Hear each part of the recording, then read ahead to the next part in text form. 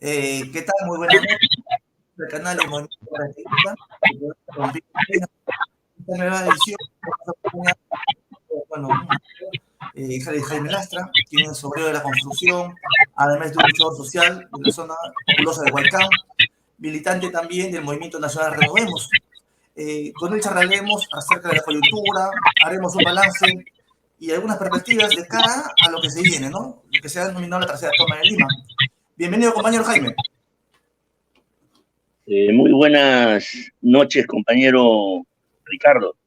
Sí, sí, bien, Aquí bien. a tus órdenes para absolver las preguntas, las inquietudes que haya, pero déjame también antes entregarles el saludo del Movimiento Nacional Renovemos al Movimiento Mareteguista Creación Heroica por esta esforzada labor que vienen haciendo, ¿no? De desentrañar algunos aspectos de la realidad peruana y sobre todo de la coyuntura.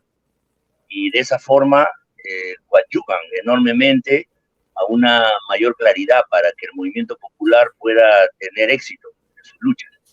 Sí, compañero, bien, gracias bueno, también al trabajo que vienen haciendo ustedes, ¿no? Tienen una publicación virtual que es muy difundida y creo que algunos temas, y bueno, los temas que se desarrollan son muy importantes porque nos permiten tener algunas herramientas para actuar políticamente en esta coyuntura que que vivimos en la actualidad, ¿no? Y de cara a lo que se ha anunciado el ascenso de luchas sociales que se han manifestado que vienen acá un par de semanas, ¿no? Entonces, creo que eso es un elemento muy rico en la producción que tiene el movimiento Renovemos y también el movimiento en el cual participa, compañero, muy loable. Y bueno, estamos aquí, compañeros, bueno, agradecemos a todos los de la audiencia y queremos discutir un poco, ¿no? Ahora, estamos viviendo un proceso que no vivíamos hace bastante tiempo, ¿no? Bastantes décadas, ¿no? Durante los meses de enero, bueno, diciembre, enero, febrero, creo que hemos tenido una convulsión social de tal magnitud que inclusive llegó a conmover el mundo, ¿no? Parte de la prensa internacional, mundial, estaba muy pendiente de lo que sucedía acá en Perú, ¿no? O sea, que había habido un golpe parlamentario, movilizaciones, marchas, casi 70 fallecidos y asesinados también. Miles y miles en las calles se movilizaron contra el régimen de Boluarte, ¿no? Nacido de este golpe parlamentario. Y sin embargo, ella sortió marzo, abril y hoy continúa en pie. Te consulto, en tu opinión, ¿por qué durante los meses de mayor efervescencia, compañero, no cayó Boluarte? ¿No? Cuando había miles y miles en las calles, ¿no? ¿Qué pasó según tu óptica? ¿Cuál es un balance mirando hacia el pasado? Bueno, muy importante esa pregunta. En verdad, la crisis que tú has narrado, así de manera bastante resumida, es producto, pues, ¿no? De que desde la década del 90 hasta el 2000, en esos 10 años, se aplicó de una manera muy intensa, ¿no? Muy intensa y agresiva el modelo neoliberal impuesto en América Latina y el mundo. Entonces, mira, esos 10 años generaron una conciencia ciudadana que al iniciar el tercer milenio, o sea, al iniciar el 2000, surge, ¿no? Un fuerte movimiento patriótico, democrático, progresista, que se trae abajo esa tiranía de Alberto Fujimori, ¿no? Que pretendía quedarse 5 años más. Entonces, eh, esa fuerza de este movimiento popular, de este movimiento ciudadano, ha venido avanzando en el transcurrir de los años, pero como no ha habido una dirección política suficientemente clara y superior a las alternativas de la derecha, este movimiento ha sido usufructuado, ¿no? Por tendencias liberales como la de Toledo, ¿no? Tendencias nacionalistas, pequeño burguesas como la de Humala, ¿no? Tendencias demoliberales, conservadoras como la de Kuczynski. Entonces, esta fuerza del movimiento popular, ¿no? Que podríamos resumirlo en 3 características, ¿no? Su patriotismo, defensa de la nación, defensa de la patria, la democracia, ¿no? Democrático, exigir mayores espacios democráticos, y progresista, porque el pueblo quiere pues tener una vida digna, quiere tener trabajo, quiere tener su vivienda, quiere tener sus servicios, y todo esto el neoliberalismo se lo había quitado. Entonces, esa potencia de este movimiento popular en muchas ocasiones se ha hecho presente, pero no ha podido traerse abajo el modelo neoliberal. ¿Y qué ocurrió en junio del año 2021? Ocurrió un proceso social muy rápido, muy acelerado, que puso en el gobierno a Pedro Castillo, ¿no? Más allá incluso de las propias expectativas del Partido Perú Libre, incluso del propio Castillo y de su bloque magisterial. Entonces, la pregunta que tú me haces, ¿por qué, habiendo sido derrocado Castillo el 7 de diciembre, y a partir del 8, una reacción popular de la envergadura que se dio, no pudo traerse abajo esta usurpación de Dina Boluarte, ¿no? Ese es el tema, porque, y mucha gente se pregunta, en los diferentes espacios, los debates, las conversaciones, hay eso, ¿no? ¿Por qué? ¿En Claro, qué fallimos, no? ¿En qué discuten, claro, fallamos? claro. ¿Por qué se mantiene? Entonces, pero te he hecho he recapitulado más o menos de atrás para poder comprender en el contexto, ¿no? Eh, yo pienso que hay hasta 4 o 5 elementos que habría que analizarlo. Por ejemplo, lo primero que habría que ver es la parte interna, ¿no? A veces somos campeones en echar responsabilidad afuera, ¿no? Que también las hay, obviamente, pero muy pocos somos autocríticos de mirar hacia adentro, ¿no? Ese viejo refrán, ¿no? Que hace más de 2000 años cuenta los relatos bíblicos, cuando, cuando el nazareno decía, ¿no? Antes de mirar la paja en ojo ajeno, mira la viga en tu propio ojo, ¿no? Entonces, en nuestra izquierda y en el campo popular que está influenciado, contaminado pues, por una propaganda burguesa, por lo general a veces nos concentramos en la paja y no vemos la viga. Entonces, yo pienso que este es muy importante. Por ejemplo, la falta de cohesión en la insurgencia ciudadana. Si nosotros hemos visto, ¿no? Es un movimiento muy fuerte que hubo, ¿no es cierto? O sea, había potencia en el reclamo, en la protesta. Pero, ¿qué es lo que no había? La cohesión, porque estaba disperso. No había una plataforma de lucha común consensuada, articulada por los diferentes protagonistas o compañeros que dirigían este espacio u otro espacio, ¿no? Entonces, esa dispersión iba en contra de la alta voluntad de lucha. O sea, una contradicción que no se pudo resolver.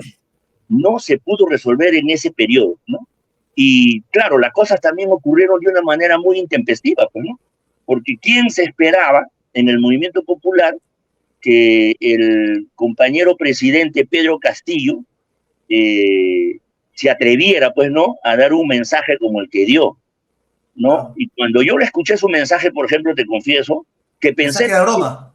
no, o sea, yo Ya, pensé que cuando yo estaba trabajando, ¿no? Estaba enchapando mayólica en un piso ahí en una vivienda, claro. y la señora, mi cliente, viene corriendo y me dice, maestro, el Castillo ha dado un golpe, me dice, ¿no? Y yo, me invita a su sala donde está la televisión, y vemos, ¿no? Que efectivamente, pues, están repitiendo, ya había dado el mensaje, la estaban repitiendo. Claro. Y la señora más o menos era de tendencia fujimorista, y yo digo, pero está bien, pues, porque ya este Congreso ya estaba dando asco, ya no Claro. tenía el crédito en la población y estaba generándole muchos problemas al gobierno, no le dejaba gobernar. Ese fue mi comentario en ese momento a la señora. Y la señora no Correcto. dijo nada, pero yo la vi muy nerviosa, casi temblorosa. Entonces, ¿quién se esperaba eso, no? Entonces, cuando yo escuché, me pareció bien y pensé que eso tenía un soporte, que tenía Claro. un soporte que lo podía concretizar. Y luego me regresé a seguir mi trabajo, ¿no? Porque tenía que cumplir con mi trabajo laboral. Y luego viene nuevamente la señora, ¿no? Y me dice, Lo han maestro, ya capturado. lo han apresado a Castillo, ¿no? Lo acaban de detener. Caramba. Entonces, lo que se me vino a mi mente fue de que efectivamente había sido una cuestión muy improvisada, ¿no? Muy intempestiva, que sorprendió incluso a su propio Consejo de Ministros, sorprendió a sus más allegados ministros. Entonces, Inclusive, perdón, también a quienes habían varias organizaciones que pedían que él cierre Congreso, ¿no? Estoy así seguro es, que ellas también se quedaron sorprendidas.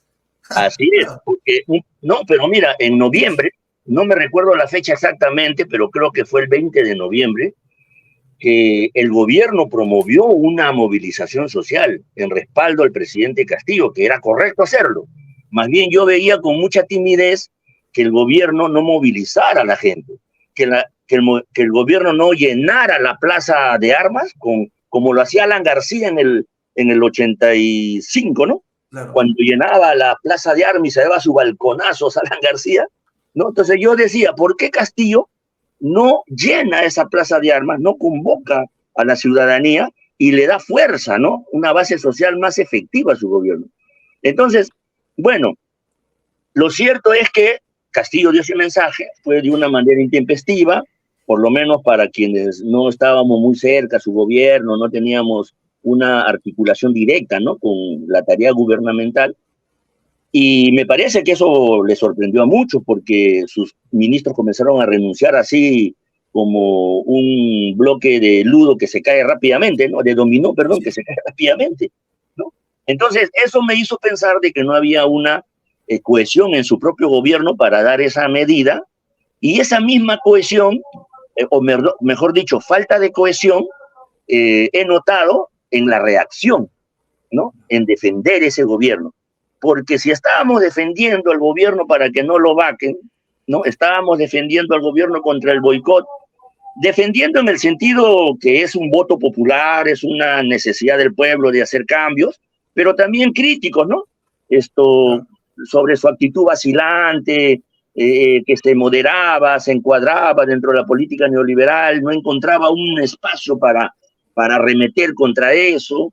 O sea, estaba pues en esa situación el presidente y su sector que gobernaba con él, ¿no? Y etcétera, que luego de repente podemos desarrollar, pero quiero centrarme en tratar también de responder, encontrar una explicación del por qué este movimiento fuerte, pujante, poderoso, que salió contra ese golpe congresal, no pudo traerse abajo el gobierno usurpador de Dina Boluarte, ¿no? Entonces, lo primero es que fue tan intempestiva la cosa que el movimiento reaccionó casi espontáneamente, de manera tan rápida, que no hubo pues tiempo para las articulaciones, las coordinaciones, que ya estaban un poco también magulladas, debilitadas durante todo el periodo de ese gobierno de Castillo, ¿no? Porque obviamente no lograba él articular ni liderar un movimiento social que le diera respaldo a su gobierno.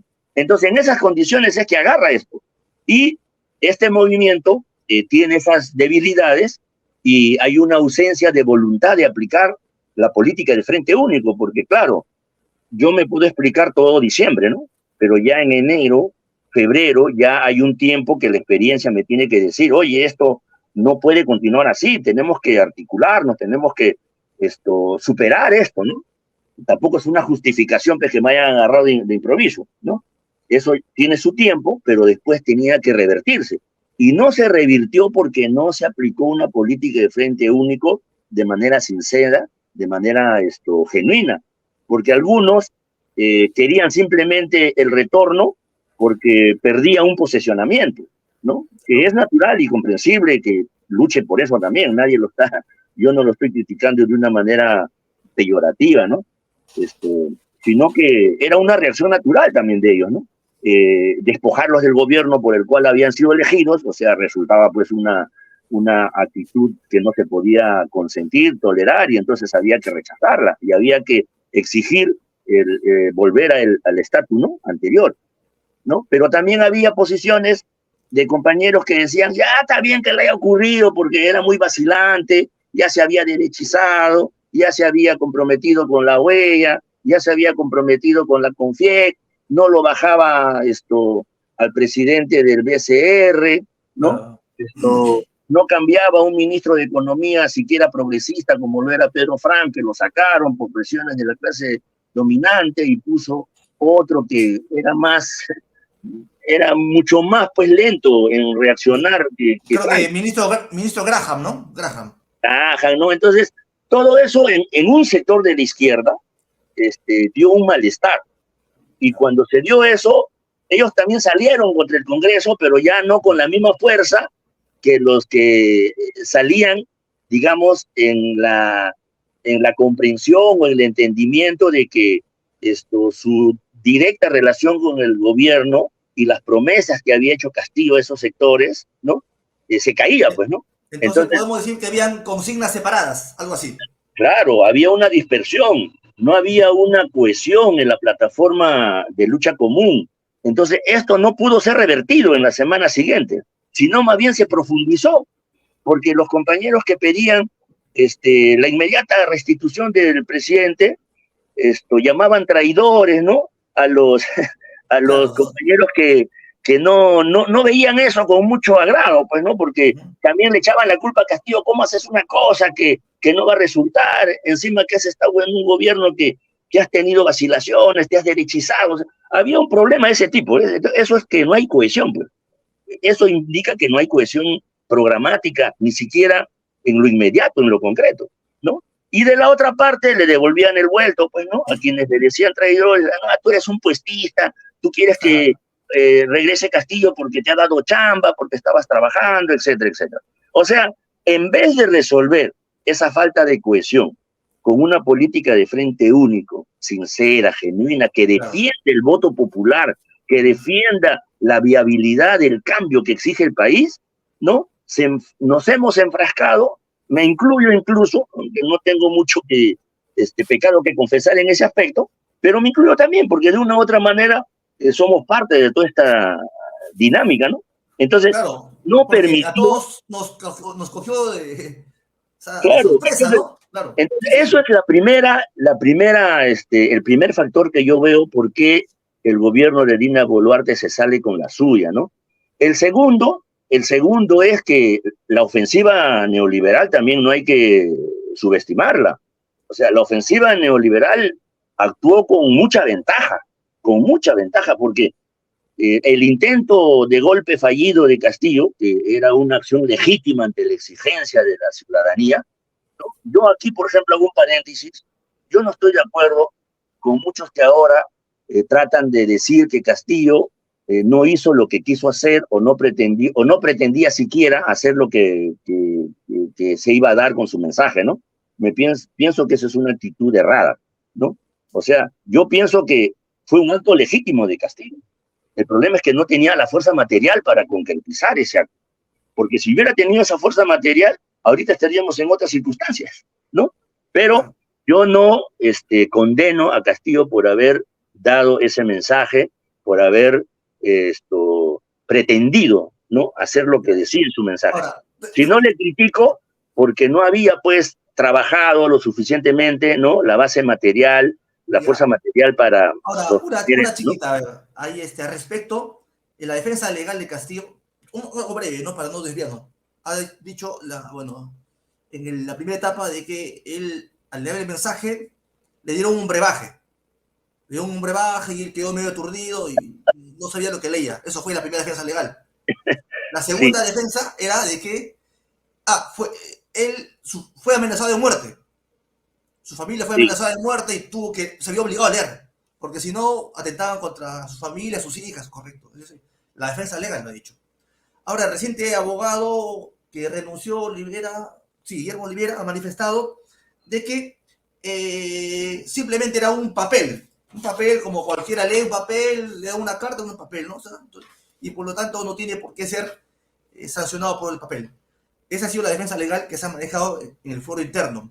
Ahora, hay un abogado de apellido argentino, Croxato, y su defensa la argumenta en el sentido de que no se han cumplido los 104 votos, que muchos repiten, ¿no? Ahora, yo te consulto ya, más o menos para nuevamente tocar el tema. ¿Por qué la defensa legal del Castillo es legal? ¿Por qué no es política? Si ha sido su acto un acto político. ¿Por qué Claro, crees tú? ya, por eso, mira, cuando yo estoy diciendo que la ofensiva neoliberal actuó con mucha ventaja, es porque ellos tienen la fuerza material de las armas, pues, ¿no? O sea, ese es un hecho indiscutible. ¿Quién tiene en su poder la fuerza material de las armas? El Es la Estado. clase dominante. Entonces, la ofensiva neoliberal tiene eso, ¿ya? Es una ventaja, inmensa ventaja. También tiene un plan bien definido. O sea, ellos tienen un plan bien definido, aunque entrampado, pero definido, que los cohesiona como clase dominante. Y dio una respuesta rápida a ese golpe fallido de Castillo con el golpe congresal. Estirando, mira, estirando y arrasando el régimen demoliberal. ¿Por qué? Porque ¿quién dirigía todo eso? Lo dirigía una política fascista. La política fascista no repara en el régimen demoliberal. O lo usa o lo aplasta, ¿no? Una de las dos cosas. Y eso hicieron, pues, ¿no? O sea, frente a ese peligro, porque era un riesgo, ponte que ese mensaje del presidente calaba rápidamente, ¿no? En las fuerzas populares sociales había un levantamiento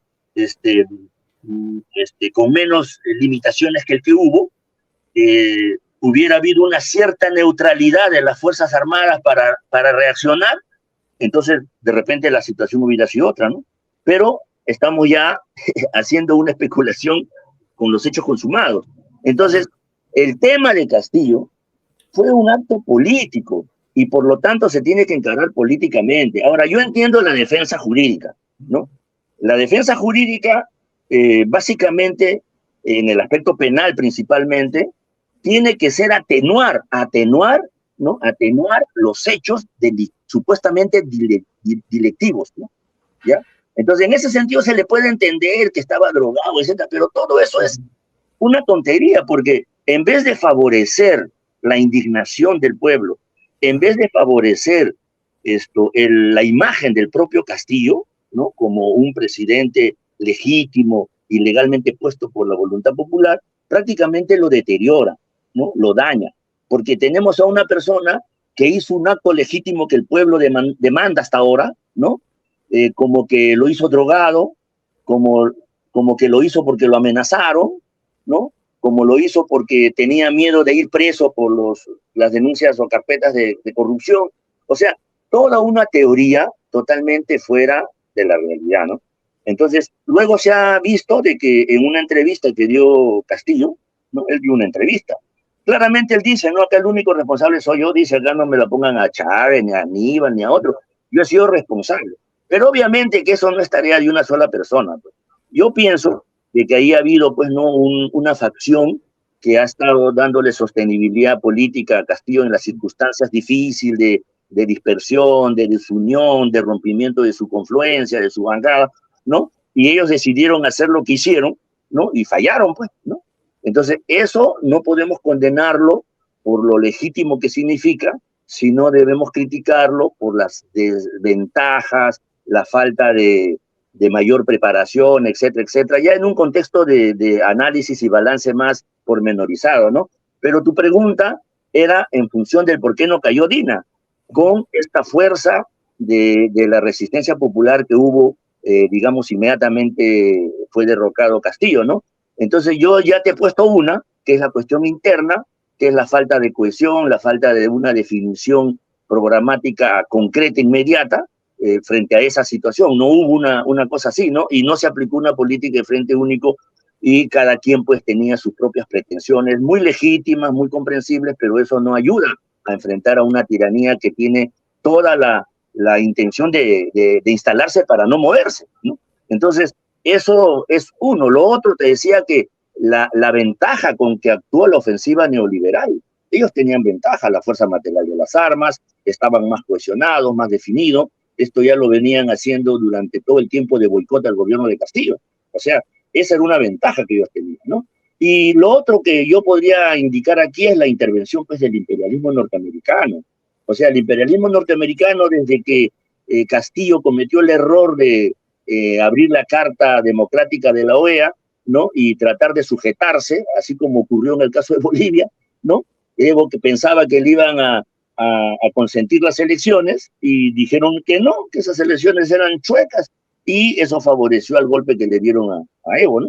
Entonces, acá Castillo se fue por ese lado y ahí ya lo habían medido, ya lo habían pesado a Castillo hasta cómo podía darse solución a esa crisis entre Congreso y gobierno, ¿no? Entonces, la intervención del imperialismo ha sido claro, ya se han revelado también las intervenciones que tuvo la embajadora, ¿no? En sus conversaciones con Bobbio, y obviamente en otros actos que no van a salir inmediatamente porque lo hacen de manera muy discreta, ¿no? Entonces, eso también es un factor que jugó a favor de que este gobierno se mantenga, ¿no? Estaban buscando una posible salida política con un adelanto de elecciones, pero cuando se dieron cuenta que el movimiento llegó a su tope, entonces ahí Claro, cerraron filas y comenzaron a bobar al movimiento, ¿no? sí, Entonces, sí. ese es un tercer factor que yo veo. Y un último, cuarto factor que podría indicar es que hay que ver los acontecimientos que pasaron en ese momento y que todavía está en curso dentro de una contradicción más grande, ¿no? Que es la ofensiva neoliberal contra la nación peruana, contra el pueblo peruano, y la resistencia, ¿no?, de los pueblos que está materializada en un movimiento patriótico, democrático, progresista. O sea, esta contradicción, ¿no?, es muy importante no perderla de vista, porque está marcando la coyuntura política, ¿no? Si nosotros no lo vemos así, entonces no vamos a comprender las tareas de unidad que tiene que tener el movimiento popular, ni vamos a comprender cómo de manera colectiva, conjunta, consensuada, tenemos que superar nuestras diferencias para enfrentar mejor en esta oleada que se viene, ¿no? Yo, por ejemplo, no estoy muy a gusto, digamos, ¿no?, con esto de la tercera toma de Lima, ¿no? Porque pienso de que eso refleja un voluntarismo, ¿no? Natural, legítimo también, pero hay que ser un poco más tácticos, pues, ¿no? O sea, eso de la toma de Lima suena un poco impositivo, suena como que Muy vamos a vanguardista. Lima, ¿no? Y la derecha se aprovecha de ello y la relaciona rápidamente al terruqueo, al vandalismo, al violentismo. Entonces, le damos armas a la derecha como para que, ¿no?, como para que nos Sí. satanice, y eso me parece que no ha sido lo más prudente, pero creo que no lo manejan todo en el campo popular, es un sector muy volitivo que lo levanta, ¿no? Pero creo que habría que hacer afinamientos también ahí, ¿no? Eso Sí. es la Ahora, respuesta que tendría de por qué no cayó pues esta tiranía. muy bien, creo que interesante que nos ayuda a debatir, ¿no? Y ahora, y así bien es cierto, ya, Dina, en tu opinión, no cayó por esos elementos. ¿Y qué cosa ha cambiado de cara a esta nueva lucha social, ¿no? Porque ya se ha anunciado la tercera toma, que es para el 19 de julio, vienen los hermanos. Ahora, has tocado un elemento que ha faltado, el frente único, ¿correcto? Ahora, ¿cómo está la política de frente único en la actualidad? ¿Ya? Más o menos hay tres organizaciones a nivel nacional que aparecen como dirección en el proceso de lucha. Tenemos una organización que se llama la CONALREP, ¿ya? Otra organización que se llama la CONUL, la que tiene un logo verde. Uh -huh. Otra organización que es una decisión de la CONUL que tiene un logo rojo, que el pasado fin de semana sí se reunieron en Puente Piedra, fue una reunión muy importante, participaron varias organizaciones políticas y sociales, pero no obstante, cada quien acusa al otro de oportunista, de tal y cual, ¿no? Entonces, esta política de frente único, que, en tu opinión, fue un factor para que todavía Boluarte continúe, ¿crees tú que se ha superado o por el contrario, eh, estamos, como que dice, tenemos una política menos frentista que la que teníamos en enero-febrero? No sé, creo que por ahí Claro. estamos Bueno, un poco, como que no, ¿cómo que es el término? Un poco con ciertas fisuras, ¿correcto? Porque ya, hasta en febrero, bueno, pues era más voluntarioso, pero no se producía estos quiebres que hay en la actualidad. Y uno tilda al otro de oportunista, que esto que lo otro, dice, ¿no? ¿Qué opinas ahí al respecto? no, yo pienso que sí hay un cierto aprendizaje ya de las lecciones de las jornadas anteriores, ¿no? Claro, todavía hay bastante de indignación que se expresa pues en un bolitismo también exagerado, ¿no? Enervado, ¿no? Que es comprensible, o sea, yo no lo estoy criticando así per se, ¿no? Sino que lo observo porque hay que observar lo que consideramos que no es conveniente, digamos, ¿no? Entonces yo, en vez de tomar el Lima, porque la lucha no se va a concentrar pues solamente en Lima, ¿no? Yo le llamaría la tercera jornada, ¿no?, de protestas, de resistencia, que a nivel nacional se va a realizar. Y O tercera lógicamente, ola, ¿no? lógicamente que Lima será, pues, no el epicentro incluso, sino será el escenario de caja de resonancia, ¿no? Porque mayormente en eso va a terminar. Entonces yo pienso que hay cierto aprendizaje de las lecciones de las jornadas anteriores. Ya no escucho a ninguno de los líderes principales de todas las organizaciones que tú has mencionado, incluyendo CGTP, ANP incluso, de no estar a favor, ¿no? De una articulación, de un comando unitario. Todos están opinando. Pero Ayer... todos dicen, perdón, ya, Sí. la unidad, pero la unidad pasa porque ustedes entren a mi organización bajo mi dirección. Eso es lo que más o menos cada quien puede desprender de lo que dicen, ¿no? Ya, es que no es tan sencillo, pues, resolver ese problema.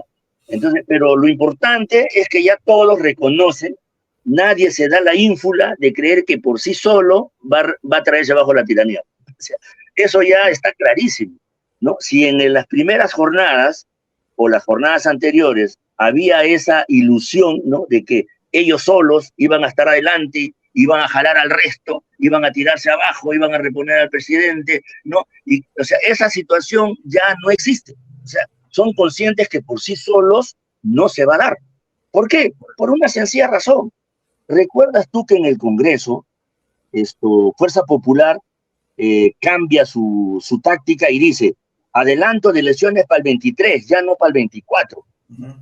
Y eso coincide con las posiciones de Perú Libre, sectores de las otras bancadas que también aspiraban a que sea el 23 y no el 24, ¿no?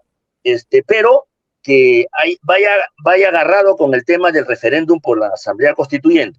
Entonces todo eso hace un nudo y hace que se caiga no solamente la posibilidad que haya para el 23, sino también para el 24, ¿no? Ahora, una chiquita ahí. Las bancadas que decían, nosotros, nuestro eje es la Asamblea Constituyente, Claro. ¿lo habrán dicho en forma seria? O tal vez porque su intención era los parlamentarios quedarse hasta el 2026, ¿no? Y ganar su sueldo, ¿no? O sea, me parece, creo que va por ahí, ¿no? Y lo de la Claro, Asamblea Constituyente es una excusa nada más. es una legítima sospecha, pero yo pienso que en la política tenemos que ver las acciones, ¿no? Por las acciones, esto parece que están, digamos, de acuerdo también en que haya ese referéndum, ¿no? Por la Asamblea Constituyente, pero el problema es táctico, ¿no? O sea, ¿en qué momento yo piso más el acelerador y en qué momento no? Entonces, ahí también no hay articulación, pues. O sea, cuando no hay articulación, cada quien hace lo que mejor le parece, ¿no? En base a lo que él considera justo, correcto y de acuerdo a sus pretensiones. Entonces, si no hay articulación, olvídate, pues tú disparas por acá, yo disparo por allá y es como que quieres hacer puño con dos dedos abiertos, ¿no? Entonces, no se puede, pues. Entonces, yo pienso de que el gobierno, luego de observar que la resistencia se iba en repliegue ya, había un desgaste propio, natural de la misma lucha, toda lucha también tiene su desgaste, entonces ya no podía ir más allá, no podía subir más sus niveles, se dieron cuenta de eso, porque mira, eso ha costado más de 70 muertos, cientos de detenidos, heridos, ¿no? Persecución a dirigentes. Entonces, no solamente ha sido una cuestión pues, que la derecha se cruzó de brazos y aceptó los golpes así pasivamente. No, ha habido una represión. Así como el neoliberalismo se impuso a sangre y fuego, ahora este gobierno cívico-militar, esta tiranía, no se ha mantenido también a sangre y fuego. Entonces no podemos echarle la culpa al pueblo porque diciéndole que no ha luchado, ha salido a luchar, ha protestado, ha reclamado, ¿no? Ha jugado su vida, pero no ha podido traerse abajo por las situaciones que ya explicamos en la tema anterior, ¿no? Entonces aquí lo que estamos viendo es cómo ahora el movimiento que va a salir en esta tercera jornada nacional de lucha, ¿no? Va a dar los golpes con mayor contundencia para que esta tiranía acabe renunciando y el Congreso acabe pues tomando una decisión de disolverse y de llamar elecciones adelantadas, ¿no? O de repente, pues, ¿no? El movimiento es tan grande que acaban liberando a Castillo y reponiéndolo. O sea, claro, no sabemos todavía cuál es la situación real que se va a enfrentar. Pero lo que yo sí observo es que hay un aprendizaje y eso es muy importante, ¿no? Compañeros voluntaristas, exclusivistas, sectarios, ya lo que quieras, ¿no? incluso hasta nosotros mismos ya somos conscientes que por sí solos no podemos ir más allá de lo que fuimos en las jornadas anteriores. Esa es la primera lección, que es muy positivo. Por otro lado, se está trabajando la unificación y la centralización, se está trabajando. Por ejemplo, en los eventos que se dieron en el CONUL, hubieron 2 eventos, 2 acciones, como tú dices. Aún con todo eso, ambos eventos apuntan y tienden a la dirección a unificar una dirección. Tienden a eso, con sus problemas, con sus limitaciones, pero tienden a eso. Entonces, eso es lo que hay que valorar, ¿no? Criticando lo otro, pero también hay que resaltar este aspecto, ¿no? Porque no todo es como que no se ha movido nada, porque seguimos igual anteriormente, ¿no? Por otro lado, también veo de que hay algunas tendencias que se resisten, ¿no? No quieren dar pasos a conformar una cohesión política contra la tiranía. Ahí viene lo que tú dices, ¿no? Ya, acepto la unión, pero entra tú a mi organización, ¿no? Y si no entras, no es unidad, ¿no? No puede ser unidad si yo entro a tu organización, sino cuando tú entras a mi espacio, ¿no? Entonces, son formas sectarias muy primitivas, porque es el exclusivismo, ¿no? El exclusivismo es la forma natural, embrionaria, larvada del sectarismo, del egoísmo, ¿no? Así se manifiesta inicialmente el egoísmo político. Y claro, ¿no? es unidad siempre y cuando yo dirijo. Si no dirijo, no es unidad. Claro, eso, o sea, está bien que pretendas dirigir, pero como decía pues el maestro Mariátegui, ¿no? Los mejores prevalecen cuando efectivamente saben ser los mejores. ¿Y cuándo son los mejores? ¿Cómo sé que Ricardo es mejor que yo? ¿No? Cuando tú tienes ideas prestigiosas, cuando tus ideas no solamente son correctas, sino son justas. Y no solamente son correctas y justas, sino que tú lo haces de una manera en que puedes llamar al otro, ¿no? Y puedes convencer, persuadir al otro. Entonces, en esa manera vas a ser el mejor, pues. No porque tú vengas y me digas, mira, acá está mi carnet, que yo soy el mejor, ¿no es cierto? Sino lo tienes que demostrar. Entonces, pero eso se está dando también. Hay nuevos liderazgos que están emergiendo, están saliendo. O sea, no hay que ponerlo todo como negativo, ¿no? Claro, ahora, te consulto también, ya entrando sobre lo que tú has manifestado, dentro de estas organizaciones también hay algunas corrientes, ¿no? Que tienen una... Porque si, a ver, si no coinciden o si están separadas, entre comillas, es porque tienen algunas plataformas distintas, ¿correcto? Algunos, y han manifestado, su eje es la reposición de Pedro Castillo. Ese es su eje. Y ellos no están están en contra de todo más. Dice, ¿no? Acá la lucha es por reponer a Pedro Castillo. Y una vez repuesto Pedro Castillo, él se va a radicalizar a lo Hugo Chávez, va a convocar una asamblea constituyente y ahí, bueno, van a venir los cambios. Pero la pelea es por esa, ¿no? Entonces, ¿crees tú, en tu opinión, que esa consigna tal vez unifique o en su defecto, como tú has manifestado? Hagamos, bueno, que las masas se desbordan, van y sacan a Castillo y lo llevan a Palacio y lo ponen ahí. Miles y miles lo ponen a Castillo. Castillo, en ese supuesto, ¿crees que se radicalizará a Hugo Chávez? ¿Cuál es tu opinión al respecto? Bueno, mira, primero yo creo que es legítimo y legal, ¿no? Pedir la restitución de Castillo. O sea, ¿por qué es legítimo? Porque es el sentir de un importante sector de la población.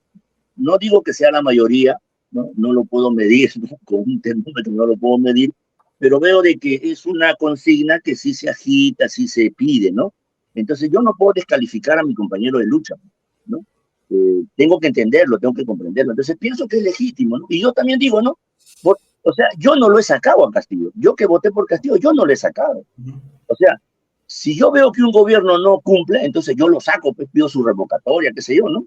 Pero lo han derrocado. Entonces, desde ese punto de vista, me parece que es legítimo reclamar contra eso, porque reponer significa, pues, no aceptar el derrocamiento, ¿no? O sea, desde ese punto de vista es legítimo y legal también, porque legalmente, si nos ajustamos a lo jurídico, ha habido una infracción, pues, porque Castillo actuó legítimamente, pero fuera de la legalidad burguesa, ¿no? Entonces, si lo medimos con la legalidad burguesa, no fue legal, pues, su proclama, ¿no? Entonces, esto no lo puedo yo atenuar con que estuve amenazado, drogado, etcétera. No, señores, como Tupac Amaru, pues, le dijo al corregidor Claro. Arriaga, le dijo, Sí. ¿no? Mire, señor, aquí no me venga con muchas vainas, ¿no? Aquí solamente hay dos culpables. Tú por oprimir, yo por emancipar o por... Claro. O sea, asumo mi responsabilidad, pues, ¿no? O un Fidel Castro que dice, bueno, la historia más volverá, pues, ¿no? O Correcto. un Hugo Chávez en Venezuela cuando fracasa su intento de golpe y lo meten preso. Y luego que sale, gana las elecciones y inicia su proceso bolivariano. Es decir, asume tu responsabilidad, pues, ¿no? Pero, ¿qué pasa? Ya en la cuestión jurídica tratan de atenuar, etc. Entonces, bueno, yo pienso que es legítimo y legal en el sentido de pedir la restitución, porque fue mal vacado. O sea, está bien, hizo una infracción a la Constitución porque no van a demostrar jamás que ha habido pues una rebelión de golpe, ¿no? Pero sí pueden demostrar que ha habido una infracción constitucional, porque hacer esa proclama, por muy proclama que sea, esto ya era una infracción constitucional, pero eso tiene un procedimiento, el llamado debido proceso, para cuestionar y sancionar a un presidente. El presidente tiene prerrogativas y ninguna de esas se cumplieron. O sea, Ahora, si queremos... hay argumentos que dicen de, bueno, desde el momento que él lee el famoso documento, ya pierde las prerrogativas y deja de ser presidente. Así No, pero manifestan algunos ¿dónde abogados. dice eso? Pues? O sea, ¿en qué parte de la Constitución dice eso? Ah, ya, No, ¿cómo se llama este abogado? Omar Cairo, creo que ha manifestado. Ese claro, abogado pero, constitucionalista dice, bueno, él cita el artículo 46, ¿no? claro, En el momento que lee el famoso texto, ya deja de ser presidente y los 104 votos que se necesita para vacar a un presidente ya es innecesario. Él lo manifestaba. Bueno, Omar Cairo pero, tiene una posición distinta a los así es, otros constitucionalistas, ¿no? A los, sí, los apristas, al AMPRIM o a los del TC, ¿no? Pero bueno, son temas legales que hay, ¿no? así es. Pero acá hay que verlo políticamente, ¿no? O sea, yo no soy jurista, ¿no? Yo estoy dando una opinión política en base también a la información jurídica que puedo investigar, puedo recibir, ¿no? Entonces yo pienso que a mi manera de ver es legítimo y legal pedir la restitución. O sea, eso es incuestionable, ¿no? Pero no tiene viabilidad política, que ya es otra cosa. Claro. ¿Comprende? O sea, por ejemplo, cuando le negaron el triunfo electoral a Evo Morales en Bolivia, él había ganado una elección, pero luego la ONU dijo que había irregularidades, que había habido fraude. No, perdón, en la OEA, ¿no? O sea, y por eso se agarraron la contra, vino y le dio el golpe y prácticamente incendiaron casas, hubo Sí. toda una persecución, hubieron muertes, heridos también, y le dieron el golpe a Evo. También hubo una reacción importante allá, por ejemplo, ¿no? Y no pudieron restituir a Evo al gobierno, no pudieron hacer prevalecer esas elecciones. Y eso Teniendo es un mucho más partido, radical que lo que claro, ha dado en Perú, ¿no? y un Entonces, partido nacional, ¿no? Como el MAS, que tiene claro, claro, gremios, organizaciones, claro, sindicatos, ellos ¿no? Sí, estaban sí. cohesionados, estaban cohesionados. Ponle el caso venezolano, cuando el año 2001, creo que fue, 2002, sí, 2002. 2002, lo Sí, detienen a Hugo Chávez, lo llevan preso al cuartel, al fuerte Tiuna, creo que lo a una llevan isla, preso, perdón, una isla, sí, sí, claro, y deslizan la información que había renunciado, ¿no? sí. Para desmoralizar y desmovilizar a sus partidarios, a la masa bolivariana. Pero ¿qué pasó ahí? Lo rescataron y lo restituyeron al gobierno, ¿no? Y luego Chávez, en un acto magnánimo con el crucifijo ahí, los perdona, ¿no? A sus opositores que luego le van a sacar la vuelta, ¿no? Entonces, son situaciones de las cuales también hay que tomarlo como referencia para sacar lecciones. O sea, que sea posible como posibilidad, siempre es una posibilidad, pero Correcto. veamos la viabilidad, la viabilidad. En Bolivia no fue viable, en Venezuela sí fue viable, ¿no? O sea, porque las condiciones de la correlación de fuerzas son diferentes. En cambio, en el Perú, ¿cuál es la correlación de fuerza? No tenemos la correlación de fuerza en el ejemplo venezolano, tampoco lo tenemos en el ejemplo boliviano, ¿no? Ya estamos analizando cuáles fueron las limitaciones, Sí, desventajas sí. que tuvimos en las jornadas anteriores, cuáles son las limitaciones que tenemos ahora.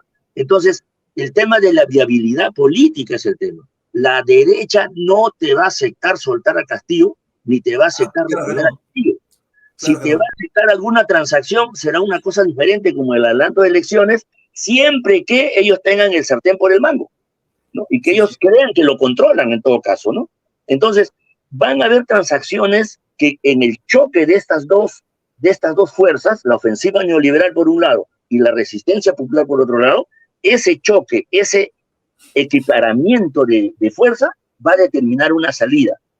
Si eso fuese, ¿no?, posible con una fuerza material tan grande que logre restituir al presidente Castillo, esa restitución no va a ser pues con un cheque en blanco, ¿no? Tendrá que haber ciertas condiciones que el movimiento popular tendrá que ponerle, ¿no es cierto? Y si no se puede, tampoco podemos pues ahogar el movimiento en algo que no es viable y que no se puede, ¿no? Entonces tenemos que encontrar otras salidas, ¿no? Entonces aquí viene la flexibilidad de la táctica. Una táctica tiene que ser flexible, no puede imponerse, ¿no?, al movimiento popular, encasillarlo con una imposición en tal consigna, ni tampoco en otra consigna. Tiene que consensuarse a lo más, y ahorita se ha consensuado a lo más. Varios espacios, ¿no?, están consensuando cierre del Congreso, renuncia de la tiranía, ¿no?, que se atiendan las reivindicaciones fundamentales de la inmediata, ¿no? Sí. Todo eso ya es una plataforma común, ahí se ha consensuado.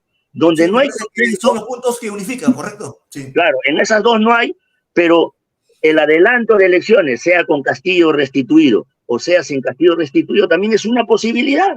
O sea, claro, no a priori puedo decir que voy a estar siempre en contra de eso, ¿no? Claro. Ni a priori tampoco puedo decir voy a estar en contra, si se da la restitución, me voy a oponer, me voy a unir al fascismo. Pues. No puedo hacer eso, ¿no? Entonces tenemos que tener esa claridad y tenemos que tener esa flexibilidad para poder... Ahora, Jaime, a ver, te consulto algo, ¿no? Ya hemos hablado de esto, entonces, más o menos, viendo ese futuro, ¿crees que Boluarte caerá producto de la movilización en las calles que iniciarán en julio, en un par de semanas? ¿Caerá producto de esa movilización? ¿O caerá como producto de que Keiko Fujimori y la derecha le quite su respaldo? En ambos casos, obviamente va a salir, pero la respuesta va a ser distinta, ¿no? Una salida por arriba va a significar pues un desvío, ¿no? Y por abajo va a colocar al movimiento social en mejores condiciones para seguir dando una pelea. Y en eso vamos a tener nuevas elecciones, ¿correcto? Será un campo electoral, ¿no? Entonces, ya hemos visto cómo se han desarrollado los principales personajes de la izquierda que has llamado institucionalizada, la que tiene bancada, o la que está en camino a tener bancada, ¿no? Ahí está Perú Libre, Nuevo Perú, JP, hemos visto cómo se han comportado sus dirigentes. Ahora, te consulto, en un nuevo proceso electoral que se abrirá, ¿no?, tarde o temprano, porque más o menos en eso puede desembocar una salida o podría ser una válvula de escape. ¿Existe acaso una alternativa tal vez anticapitalista? Porque hemos visto que todas las salidas son, como tú has manifestado, patrióticas, antineoliberales, pero no cuestionan ninguno el capitalismo, ¿no? ¿Qué opinas al respecto? ¿Vamos a tener todavía estas expresiones de este tipo? Bueno, yo pienso que la crisis es muy aguda y por lo tanto los factores pueden ser varios, ¿no? Y cuando hablo de crisis no me refiero pues a la base material nomás de la sociedad, sino también al aspecto político, tanto en la clase dominante como en la clase del pueblo, ¿no? O sea, en el campo popular, mejor dicho, ¿no? O sea, y esto se va a ver agravado con estos temas de los fenómenos naturales, ¿no? La falta de prevención, etcétera. Se va a agudizar, ¿no? Va a ser muy fuerte. Entonces, este gobierno, con la base social que tiene, no va a resistir ese temporal, ¿no? O sea, no tiene posibilidades de resistir ese temporal. La única manera que tendrían para mantenerse en el gobierno es a través de un fascismo desembosado, ¿no? De la instalación de un régimen fascista que pueda contener y aplastar, ¿no?, esta resistencia popular que puede convertirse en una amenaza insurreccional, incluso de cambio, aunque no sea socialista, aunque sea democrático, que profundice reformas democráticas, no les conviene, ¿no? Entonces, por lo tanto, esto más o menos es la mirada de lo que podría venir del lado de la clase dominante, de la clase burguesa, ¿no? Ahora, lo principal en esta caída de este gobierno sería pues la resistencia popular, ¿no? O sea, cómo esta logra articularse, logra unificarse, logra tener, digamos, una conducción más unificada, consensuada, ¿no? Y también sabiendo combatir a los intereses imperialistas, haciendo una buena alianza, ¿no? Con los gobiernos progresistas o que desean apoyar pues estas reformas democráticas en el país, ¿no? Entonces, yo creo que por ese lado el gobierno se aísla, ¿no? La tiranía se aísla y puede sentirse débil y también puede resentir su defensa o el sustento que le da la política fascista, porque ahorita Fuerza Popular especialmente, ¿no? Ellos están calculando este escenario u este otro escenario. En un escenario electoral, a ellos no les vendría bien pues caerse con el gobierno, ¿no? Entonces están analizando eso, pero también están analizando qué pasaría si se cae el gobierno, si lo dejamos que se caiga, ¿no? Entonces están analizando, o sea, la cosa está tan volátil, ¿no? Que no podemos decir esto será así, así, así, no podemos decir, no podemos anticipar las cosas tan detalladamente. Por eso los diferentes escenarios son posibles, o sea, se pueden dar, ¿no? Todo va a depender de cómo la contradicción entre esta ofensiva neoliberal versus la resistencia popular se desarrolle. Por otro lado, pienso que sí hay, ¿cómo se llama? Alternativa anticapitalista. O sea, no pensemos de que no existe esa alternativa anticapitalista. Sí existe en nuestro país. Lo que pasa es que es muy débil, muy limitada, ¿no? Por ejemplo, existe un espacio que se llama el Frente Socialista. ¿Cómo es? Frente Socialista Peruano. Ahí hay como 3, 4, 5 organizaciones. El MNR, por ejemplo, también coopera, colabora, porque nosotros somos un movimiento tipo frente, no somos partido. No podemos, pues, pretender dirigir a los partidos, pues. Esa es tarea de los partidos que hagan lo que tengan que hacer, pues, ¿no? Nosotros cooperaremos como movimiento, estoy hablando, no como individuo puedo hacer otra cosa. Pero como movimiento no puedo comprometer al movimiento donde yo estoy con lo que yo pienso de manera particular, ¿no? O sea, hay que respetar también el espacio. Entonces, yo sí creo que hay tendencias, grupos que tienen una mirada anticapitalista, o sea, quieren construir el socialismo en el Perú, ¿no? Se fundan ¿cómo se llama?, en este legado de José Carlos Mariátegui. Te pongo el ejemplo, ¿no? El MNR es uno de ellos, por ejemplo, ¿no? Ustedes como movimiento mariateguista Creación Heroica también son otro. No tenemos la fuerza, pero no tenemos ese prestigio de que nos hagan caso, ¿no? Que nos digan, ya, sí, compañeros, es correcto hacer eso, no porque ustedes lo dicen, sino porque resulta sensato, resulta justo y es correcto, lo sentimos que es correcto, ¿no? O sea, no estamos en ese nivel, pues, ¿no? Tampoco sería justo tener pretensiones que no la tenemos ahorita realizada, ¿no? Pero sí creo que existe, o sea, el movimiento socialista en el Perú existe, está avanzando, está trabajando, ¿no? En la reconstitución de esa vanguardia que José Carlos Mariátegui siempre quiso que el pueblo tenga. Y mira, justamente porque no tenemos esa vanguardia reconocida, que sea la que haga la conducción política del movimiento, no se puede resolver bien después el tema del Frente Único. El Frente Único no se va a resolver de manera espontánea, tiene que haber dirección, y justamente la ausencia de esta vanguardia reconocida la hace más difícil, ¿no? Sí. Por otro lado, sin una vanguardia así, es bien complicado también de que una movilización popular pueda distinguir qué forma de lucha debe corresponder ahorita en base a la forma de organización que tenemos. Entonces se puede caer en acciones aventureristas, extremas, haciendo formas de lucha que no tienen sostenibilidad porque no tenemos el nivel de organización que le dé soporte, ¿no? Eso también se pueden dar. Entonces, ¿por qué? Porque no hay esa vanguardia. Esa vanguardia es como el regulador, el que controla los excesos de las masas, el que dirige a las masas en hacer más potente y de mayor impacto su lucha. Eso no lo tenemos, lamentablemente. Hay una dispersión también en eso, ¿no? Y en especial en el movimiento socialista, marxista, hay también esa dispersión. Pero no es que no exista. Ahí está, existe en todo el mundo. Son pequeños grupos, pequeñas tendencias que irán superando eso, se irán ganando la confianza de la población, de la clase trabajadora, del proletariado, ¿no? Y habrá pues un momento en que tendrán la predominancia y dirigirán estos procesos de cambio, porque ya el capitalismo no se puede sostener, el capitalismo está en crisis, puede salir de esta crisis de manera temporal, pero volverá a entrar en crisis. Entonces, lo que necesitamos es darle un empujoncito, pues, ¿no? Para que ya descanse en paz, ¿no? Y crear un nuevo orden social que sea colectivista, socialista, pero para llegar a eso tenemos que pasar pues periodos donde la masa vaya tomando conciencia de vivir en ese tipo de sociedad. No va a ser algo automático como cruzar una cortina de un lugar a otro, ¿no? Es un periodo, tiene su periodo de transición, que se llama, ¿no? Entonces yo pienso que sí, hay estos grupos anticapitalistas y deben hacer los máximos esfuerzos pues, para asumir su rol, su responsabilidad. Sí, sí, hay una tarea importante de todos, ¿no? O sea, si uno debe ser parte de este proceso de lucha y cada quien tiene una responsabilidad, no se puede, Claro. no podemos alejarnos. Entonces, compañero, tal vez el tiempo se nos acaba, pero no quisiera irme sin antes esta vez tocar un tema, ¿no? Muy sensible. En estos días, el día de ayer, bueno, la semana pasada falleció el compañero Hugo Blanco, ¿no? El día de ayer ha sido velado en la CCP, hoy lo están llevando a- al Cusco, ¿no? ¿Qué elementos crees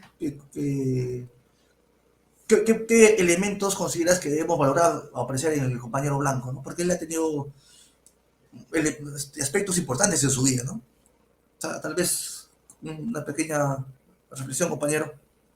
Bueno, yo pienso de que hay una vieja costumbre en la tradición peruana que cuando alguien muere, bueno, solamente se resalta pues, los aspectos positivos como que naturalmente tiene que hacerse y no se hacen pues no las evaluaciones de las trayectorias de las personas, ¿no? Y creo que no podemos infringir ahora esa tradición, ¿no? Y a mí me parece que hay que resaltar, ¿no?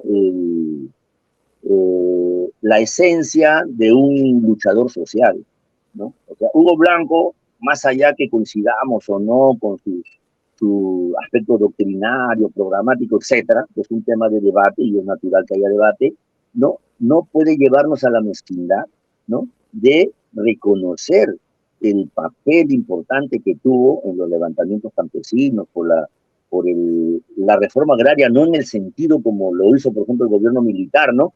Que fue compra-venta, no, sino Hugo Blanco favoreció la reforma agraria en el sentido de revolución agraria, es decir, confiscación de las tierras sin pago alguno, ¿no? Que ahí haya tenido un desempeño que hay que evaluar con lupa por propio de los procesos, ya es otro tema. Pero lo que yo resaltaría es ese compromiso que él tuvo, ¿no? Con este movimiento campesino. Incluso en la propia tendencia del mismo compañero, habían muchos que pensaban de que el campesino no hay que darle importancia, ¿no? Pero él fue consciente y miró una realidad. Y como cualquier persona sensata, más allá que sea de este tipo de opinión o no, en términos ideológicos, se dio cuenta, pues, de que si hay un movimiento campesino que se levanta, yo no puedo taparme los ojos y decir, el proletariado es la única que tiene, no puedo decir eso. Tiene que vincularse, tiene que entrar a ese movimiento, y él lo hizo, ¿no? Yo he estado, por ejemplo, en la convención y he escuchado testimonio en Cusco, ¿no? Del juramento de Mándor, por ejemplo, ¿no? Donde los dirigentes campesinos hicieron, o sea, esto, la reforma agraria campesina neta, empezó así como un acto espontáneo de los campesinos, que hicieron un juramento en la localidad de Mándor, ¿no? Se pincharon ahí su dedo con juramento de sangre y llevaron adelante, y ese tipo de movimiento es lo que respaldó, pues, Hugo Blanco, ¿no? También Luis de la Puente Uceda, ¿no? Y muchos revolucionarios en ese entonces apoyaron ese movimiento campesino. Y de ahí eso le marcó pues a Hugo Blanco. En adelante él siempre ha estado vinculado a los movimientos campesinos, a sus organizaciones, ¿no? Y hasta sus últimos días, ¿no? Porque incluso fundó pues esta revista Lucha Indígena, ¿no? Sí. En la cual también ya defendió, comprendiendo mejor, cosa que no se comprendía todavía en el 70, los 80, ¿no? Comprendiendo mejor el tema del rol y el papel de los pueblos originarios, de las comunidades ancestrales. Entonces, ahí, por ejemplo, hay un elemento también que reconocer, ¿no? O sea, esa mirada que Hugo Blanco tuvo para ver esos fenómenos, ¿no? Y no ponerse de espaldas a ellos y mucho menos combatirlos, sino más bien entrar en ellos, ayudarles a avanzar, ¿no? Con todas las limitaciones y errores que cualquier ser humano tiene, pues, pero eso es lo que hay que resaltar, ¿no? Y me parece que un buen homenaje se le debe rendir no solamente en ese sentido, sino en muchos otros más. Bien, compañero, como has podido apreciar, hemos conversado y pareciera que el tiempo no ha avanzado, ¿no? A volar. Y hay con muchas cosas que han quedado en el aire, pero estoy seguro que esto nos ha ayudado y será creo que la primera charla y podemos seguir discutiendo porque hay varios elementos que están ahí todavía planteados, ¿no? O sea, esta tercera toma abre nuevamente, se abre una ola de ascenso social, hay que estar ahí, hay que participar, no podemos estar al margen con una política unitaria, no podemos anteponer nuestra consigna, sino partamos por lo que nos une. Creo que son los elementos y nada está dicho, ¿no? O sea, todo lo que el proceso social se va a definir a Muy partir de la... volátil, muy Correcto, volátil está correcto, la ¿no? coyuntura y tenemos que tener la capacidad de flexibilidad, ¿no? O sea, ser flexible Y también lo único que va, en esa lo único situación. que va, claro, lo único que va a definir la estructura social es la correlación de fuerzas en la lucha de clases. Creo que eso Claro, es lo que así, y así es. tenemos que estar ahí, ¿no? Bueno, Ujú. compañero, yo te agradezco bastante por tu tiempo el día de hoy. Hace algunos días hubo un problema de señal, pero estamos nuevamente. Te agradezco Sí, bastante, compañero. íbamos a salir pues el día jueves, ¿no? Pero hubo Sí, perfecto. apagones, se quedan 8 zonas y las antenas repetidoras que hay aquí funcionan con energía eléctrica y eso hizo que la señal sea muy baja, Sí. ya no Pero hoy, pudimos. hoy estamos acá, compañero. Entonces, te agradezco Sí, bastante tu justo, tiempo y compañero bueno, Ricardo, cualquier otro momento tus palabras, charlamos. compañero, tus palabras finales, compañero, para despedirnos. Bueno, yo quiero también sumarme, ¿no?, a esta jornada nacional de lucha y ojalá pues que los gremios sindicales asuman con un paro contundente al área productiva de las transnacionales, ¿no? Porque a veces hacer las marchas, las tomas de carreteras no son suficientes con todo lo bueno que es eso, ¿no? Sino también debe ser acompañado con la clase proletaria, la clase trabajadora, ¿no? Con un paro, ¿no? Con un paro de 24, 48 horas, por lo menos como advertencia, pues, de que si no hay una salida a estas exigencias, habrá, pues, paros ya más prolongados, ¿no? Y ahí creo que esa combinación haría de que esta clase dominante ordene a su partidocracia hacer las transacciones que el nivel de las fuerzas determine en ese momento, ¿no? Creo que eso sería, compañeros, y apostemos todos, no hay que estar atacándonos unos a otros. Esto no quiere decir que no hay que criticar, esto no quiere decir que no hay que observar, pero una cosa es diferente el ataque, una cosa es diferente mancillar el nombre, la persona, ¿no? Sino que hay que debatir, sí, pero el enemigo está al frente y hay que combatir con él. Bien, Correcto, compañero. gracias, Muchas Carlos. gracias. Hasta Ya luego. Muchas estamos. gracias a todos. Buenas noches.